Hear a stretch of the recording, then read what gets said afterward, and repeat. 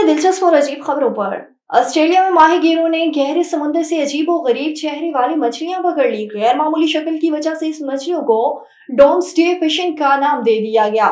माही गिरों की इस इंतहाई गैर मुतवक्की दरियाफ्त ने सोशल मीडिया सार्फिन की तवज्जो हासिल कर ली।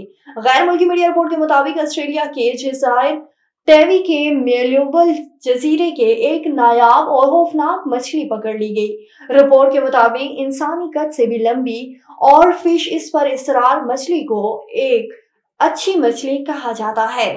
बरतानिया के दाखिला ऑफिस ने फंक्शनल किरदार पैडिंगटन बेयर को पासपोर्ट का उजरा कर दिया।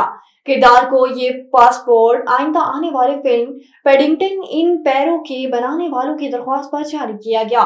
फिल्म के शरीक प्रोड्यूसर सिल्वा ने रेड टाइम्स को एक इंटरव्यू में बताया कि फिल्म साजों ने बरतानवी दाखिला ऑफिस से राब्ता किया और फिल्म में इस्तेमाल के लिए पासपोर्ट की एक नकल की दरख्वास्त की, लेकिन उन्होंने पैडिंगटन को ऑफिशियल पासपोर्ट जारी कर दिया।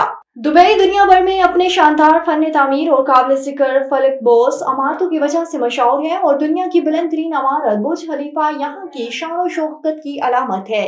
अब दुबई में एक मुनफरिद इमारत तामीर करने का मंसूबा बनाया जा रहा है, जिसकी चौड़ाई एक अपार्टमेंट के साइज से ज्यादा नहीं होगी।